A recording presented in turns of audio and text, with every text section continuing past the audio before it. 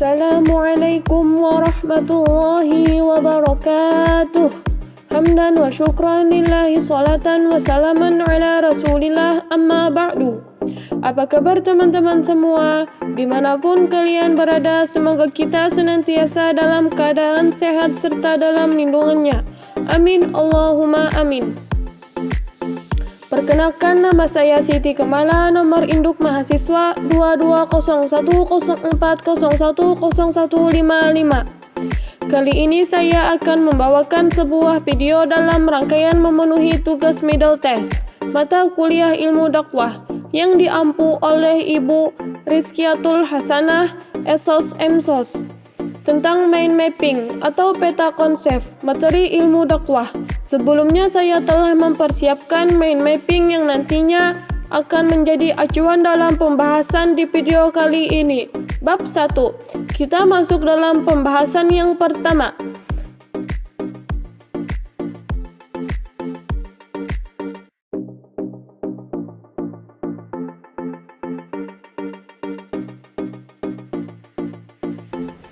A. Pengertian dakwah. Secara etimologis, dakwah berasal dari bahasa Arab yaitu da'a, yad'u, da'wan, du'a'a yang diartikan sebagian mengajak atau menyuruh, memanggil, seruan, permohonan, dan permintaan. Jadi, dapat disimpulkan, dakwah secara bahasa berarti seruan atau panggilan.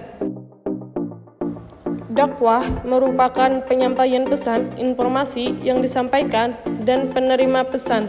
Bahan dasar atau materi utama adalah Al-Quran dan hadis.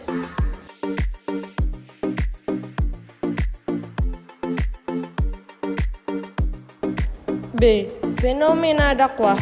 Di era modernnya itu, zaman sekarang mengajarkan agama Islam tidak lagi harus seorang ulama, melainkan seluruh orang pun bisa.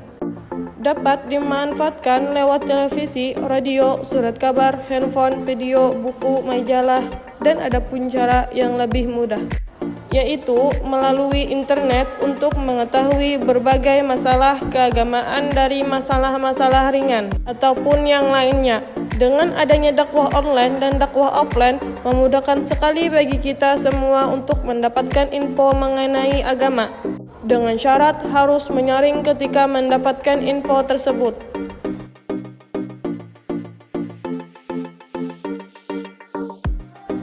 Fenomena dakwah hari ini berkembang begitu cepat dan dinamis dengan kehadiran teknologi, informasi, dan internet, sehingga dakwah bisa dilaksanakan di dunia maya.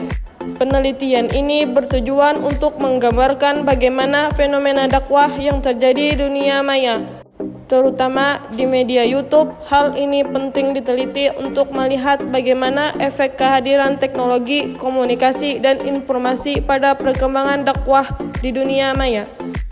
Sehingga metode penelitian ini menggunakan pendekatan kualitatif fenomenologi dengan maksud agar dapat menggambarkan fakta apa adanya.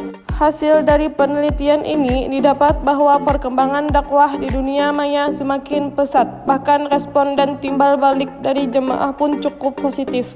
Hal itu dapat terlihat dari tanggapan jemaahnya yang dapat dilihat di setiap postingan dakwah.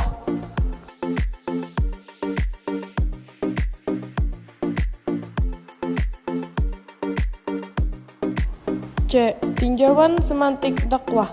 Semantik dalam skema Van Dijk dikategorikan sebagai makna lokal, yakni makna yang muncul dari hubungan antar kalimat, hubungan antar proposisi yang membangun makna tertentu dalam suatu bangunan teks.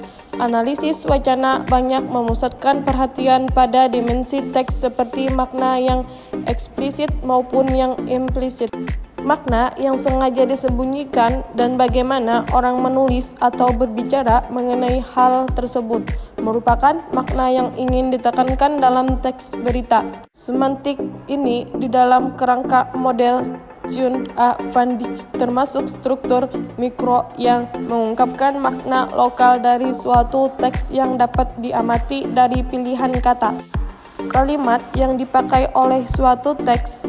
Erianto, Analisis Wacana Pengantar Teks Media, Yogyakarta, Dengan kata lain, semantik tidak hanya mendefinisikan bagian mana yang penting dari struktur wacana, tetapi juga menggiring ke arah sisi tertentu dari suatu peristiwa.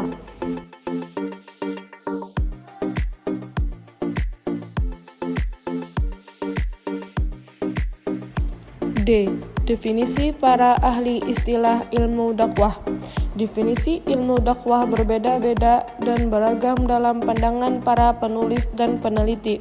Berdasarkan perbedaan mereka dalam menentukan pengertian dakwah dari satu segi dan perbedaan sudut pandang mereka dari segi yang lain. Berikut beberapa definisi yang tidak bisa saya sebutkan semuanya. Pertama, Imam Sayuti Farid, dakwah adalah proses penyampaian ajaran Islam kepada umat manusia dengan asas, cara serta tujuan yang dapat dibenarkan oleh ajaran Islam itu sendiri. 2. Abdul Qadir Munsyi, dakwah ialah mengubah umat dari satu situasi kepada situasi yang lebih baik di dalam segi kehidupan. 3. Isa Ansyari, dakwah adalah usaha membuka konfrontasi keyakinan di tengah manusia, membuka kemungkinan bagi kemanusiaan untuk menetapkan pilihannya sendiri. Pembahasan yang kedua.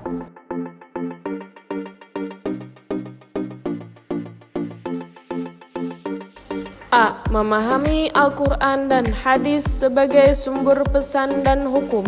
Sebagai sumber utama pesan dakwah, pendakwah di samping harus meyakini kebenarannya juga harus meyakinkan mitra dakwah akan kebenaran wahyu Allah tersebut. Ada banyak bukti yang menjelaskan bahwa Al-Quran benar-benar wahyu dari Allah Subhanahu wa Ta'ala. Pertama, Nabi Muhammad SAW adalah sosok manusia yang tidak mampu membaca dan menulis. Orang Arab menamakannya dengan ummi. Mustahil orang yang buta huruf mampu membuat ayat-ayat Al-Quran yang tidak hanya memiliki nilai sastra yang tinggi, namun juga kandungan makna yang melampaui akal manusia. Kedua, Nabi Muhammad SAW memerintahkan para sahabat yang bisa menulis untuk mencatat ayat-ayat suci Al-Quran. Para sahabat yang lain diperintahkan untuk menghafalnya agar mereka tidak keliru mencatat atau menghafalnya.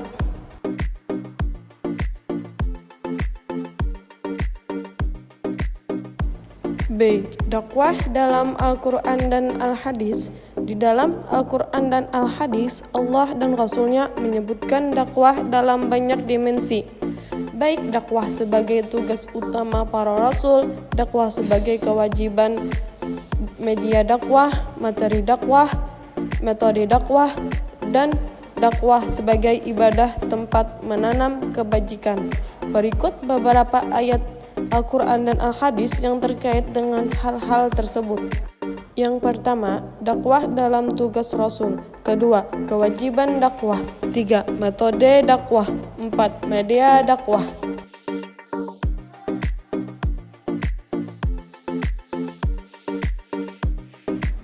C. Fungsi dakwah. Sebagai sebuah petunjuk, dakwah Islam mutlak dilakukan agar Islam menjadi rahmat penyejuk bagi kehidupan manusia. Bila kehidupan manusia menjadi baik, maka seluruh kehidupan alam lainnya menjadi baik pula. Tanpa dakwah, umat Islam dapat kehilangan arah. Dengan dakwah, umat Islam menjadi saudara seperti dalam potret idealitas. Dengan demikian, kita bisa membuat pertanyaan bahwa kehidupan seseorang ditentukan oleh keyakinannya, sedangkan keyakinannya ditentukan oleh pengetahuannya. Lebih khusus, umat Islam ditentukan oleh keagamaannya, sementara keagamaannya ditentukan oleh pengetahuan agamanya. Dan pengetahuan agamanya tergantung pada dakwah. Dengan dakwah pula, kebenaran Islam tidak akan berhenti dalam satu generasi.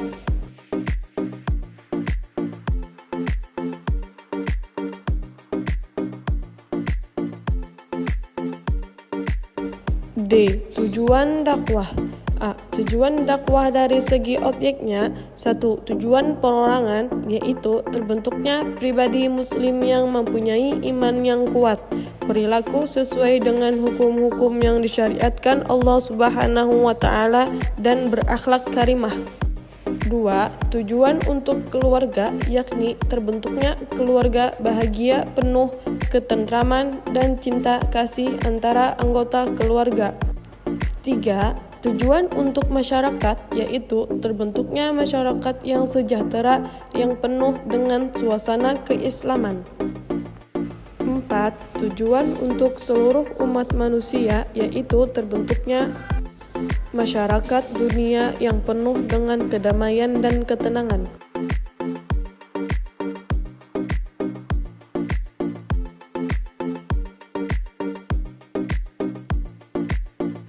B. Tujuan dakwah dari segi materinya.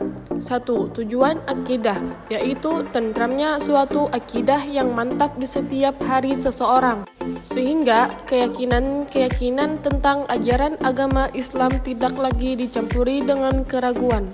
2. Tujuan hukum, yaitu kepatuhan setiap orang kepada hukum-hukum yang disyariatkan oleh Allah Subhanahu wa Ta'ala.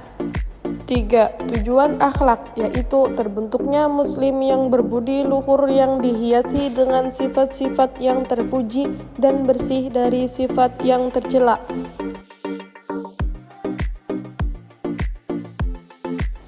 Pembahasan yang ketiga.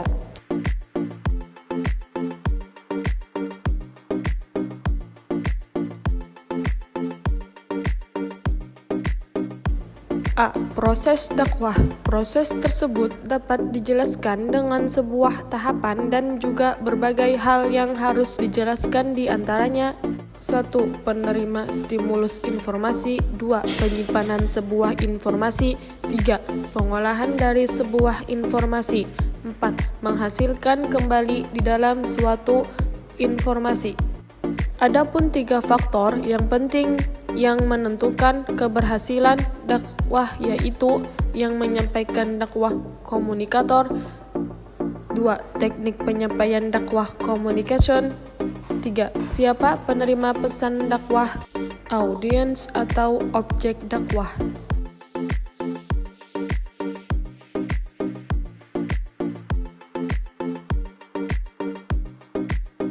Berdakwah pun memerlukan manajemen dakwah. Apabila menghadapi suatu majelis atau jamaah besar, langkah-langkah yang perlu dilakukan sebelum berdakwah adalah 1. Menentukan topik dakwah. 2. Mensetting tujuan akhir suatu dakwah. 3. Mengidentifikasi medan serta khalayak yang akan menerima pesan dakwah. 4. Memilih waktu yang paling tepat untuk berdakwah.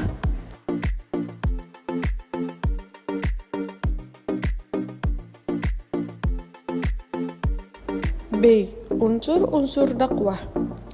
Dai pelaku dakwah.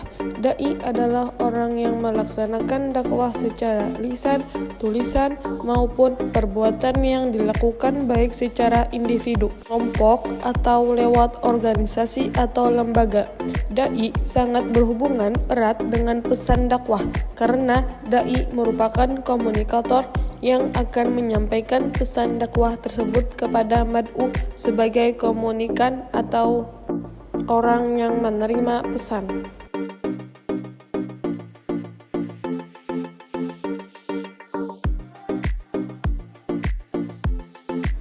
B. Mad'u, objek atau pelaku dakwah. Mad'u yaitu manusia yang menjadi sasaran dakwah atau manusia penerima dakwah, baik sebagai individu maupun sebagai kelompok, baik manusia yang beragama Islam maupun tidak. Kepada manusia yang belum beragama Islam, dakwah bertujuan untuk mengajak mereka untuk mengikuti agama Islam. Sedangkan kepada orang-orang yang telah beragama Islam, dakwah bertujuan meningkatkan kualitas iman, Islam, dan ihsan. Materi dakwah.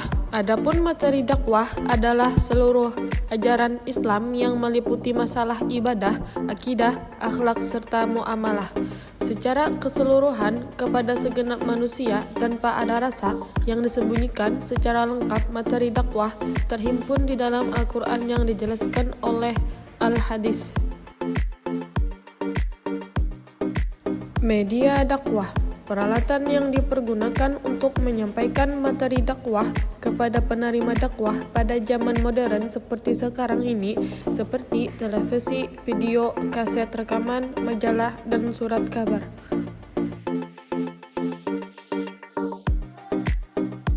Metode dakwah. Pengertian metode menurut bahasa metode berasal dari bahasa Yunani methodos, yang merupakan kombinasi kata meta melalui dan hodos jalan. Dalam bahasa Inggris metode berarti method, yang berarti cara. Metode dalam bahasa Jerman Methodikei artinya jalan, sedangkan dalam bahasa Arab metode disebut tarik. Dalam kamus ilmiah populer, metode juga dapat diartikan sebagai cara yang sistematis dan teratur untuk melaksanakan sesuatu atau cara kerja.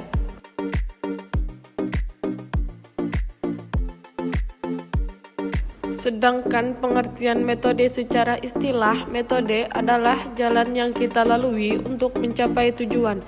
Banyak usaha yang tidak dapat berhasil atau pasti tidak membuahkan hasil optimal kalau tidak dipakai cara yang tepat. Metode juga dapat diartikan sebagai suatu cara atau teknis yang dilakukan dalam proses penelitian.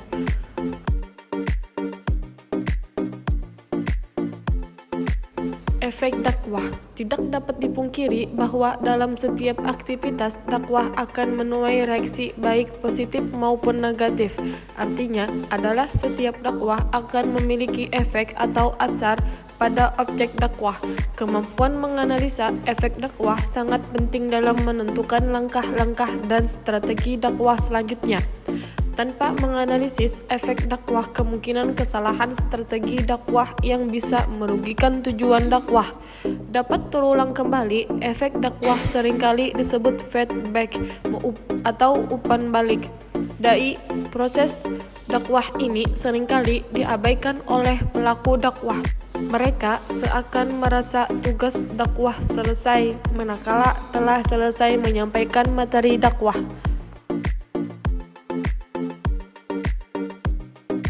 Nilai penting dari efek dakwah terletak dalam kemampuan mengevaluasi dan koreksi terhadap metode dakwah.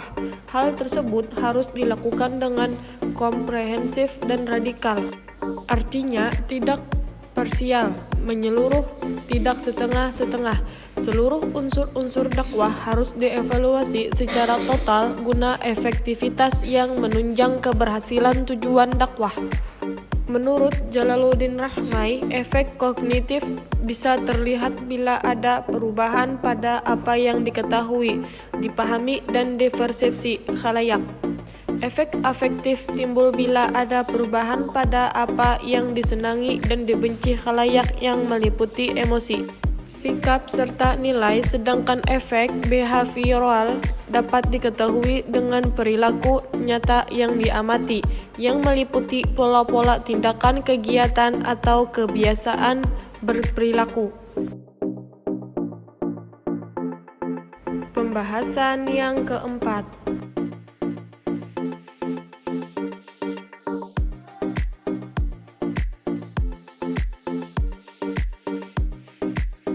A. Pengertian objek formal. Objek formal adalah aspek khusus atau tertentu hal yang spesifik dari objek material yang diungkapkan secara mendalam oleh suatu disiplin ilmu. Misalnya, manusia sebagai objek material memiliki keragaman aspek perilaku ketika aspek khusus ini dikaji secara mendalam oleh disiplin ilmu.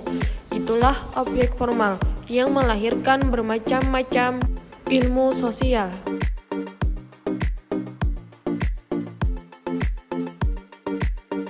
Objek formal ilmu dakwah merupakan suatu objek yang dapat membedakannya dari objek kajian dari disiplin ilmu lainnya. Objek formal ilmu dakwah adalah pengolahan, penyampaian, dan penginternalisasian pesan-pesan keagamaan pada seluruh perilaku manusia dalam interaksi religius masyarakat di mana manusia hidup. Dengan perkataan lain, objek formal ilmu dakwah adalah proses pengolahan, penyampaian, dan penerimaan ajaran Islam untuk merubah perilaku individu, kelompok, dan masyarakat sesuai dengan ajaran Islam.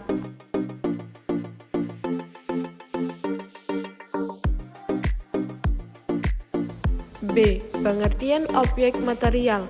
Menurut Amrullah Ahmad, objek material ilmu dakwah adalah semua aspek ajaran Islam dalam Al-Quran dan Sunnah, sejarah dan peradaban Islam hasil ijtihad dan realisasinya dalam sistem pengetahuan, teknologi, sosial, hukum, ekonomi, pendidikan, dan kemasyarakatan lainnya, khususnya kelembagaan Islam. Dengan demikian, objek material ilmu dakwah adalah ajaran pokok Al-Quran dan Sunnah dan manifestasinya dalam semua aspek kehidupan manusia dalam sepanjang sejarah Islam. Objek material ini termanifestasi dalam disiplin ilmu keislaman lainnya yang kemudian berfungsi sebagai ilmu baru disiplin dakwah Islam. Sekian video mind mapping dari saya. Terima kasih telah mendengarkan sampai selesai. Apabila ada kesalahan dan kekurangan mohon dimaafkan. Wassalamualaikum warahmatullahi wabarakatuh.